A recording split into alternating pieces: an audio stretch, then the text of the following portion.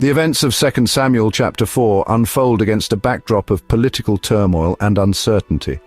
Following the tragic death of King Saul and his son Jonathan, the kingdom of Israel found itself deeply divided.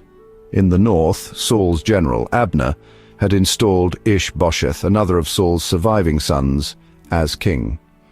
Meanwhile, in the south, the young shepherd David, having been anointed by the prophet Samuel, reigned over the tribe of Judah. 2 Samuel chapter 4 opens with the news of Abner's death. Abner, a pivotal figure in the ongoing power struggle, had recently defected to David's side, recognizing David's divinely ordained kingship. His assassination by Joab, David's general, threw both camps into disarray. For Ish-bosheth, Abner's death represented a devastating loss, effectively stripping him of his most powerful protector and strategist.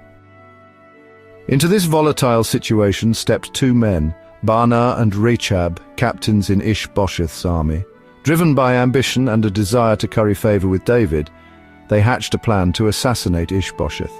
They saw in his death an opportunity to eliminate the last vestige of Saul's dynasty and pave the way for David's undisputed rule over a unified Israel. Under the guise of loyalty, Baanah and Rechab approached Ish-bosheth in his palace, pretending to bring him provisions. Ish-bosheth, unsuspecting and vulnerable in his weakened state, received them warmly. Seizing the opportunity, the two assassins struck him down, decapitating him as he lay resting in his own home. The assassination of Ish-bosheth was a turning point in the narrative of 2 Samuel. It marked the end of Saul's dynasty and cleared the path for David to become king over all of Israel. Word of the assassination reached David, who was horrified by the news. Far from rewarding Baanah and Rechab for their actions, he condemned them as wicked men who had acted treacherously. Instead of welcoming them into his service, he ordered their immediate execution. David's swift and decisive action demonstrated his commitment to justice and his abhorrence of bloodshed.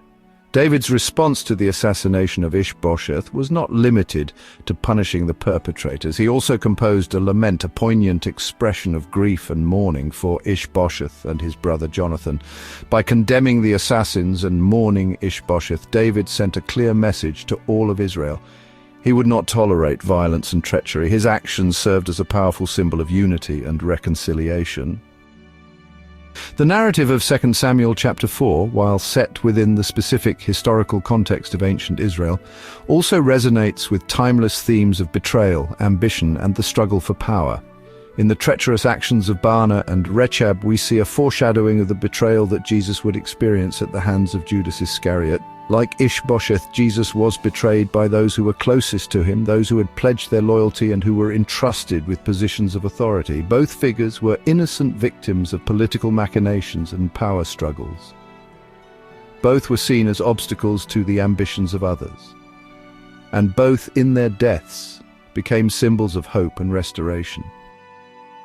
The events of 2 Samuel chapter 4, though seemingly distant and unconnected to our own lives, offer powerful lessons for believers today. They remind us of the devastating consequences of sin, particularly the sins of ambition, treachery, and violence.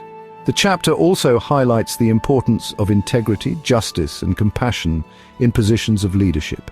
David's response to the assassination, his refusal to condone violence even when it appeared to serve his interests, serves as a model for all who hold positions of authority. It reminds us that true leadership is rooted in righteousness and a commitment to the well-being of those we serve. Finally, 2 Samuel chapter 4 points us forward to the ultimate fulfillment of God's plan for his people. Are you ready for the next chapter? Just click here to go straight to it.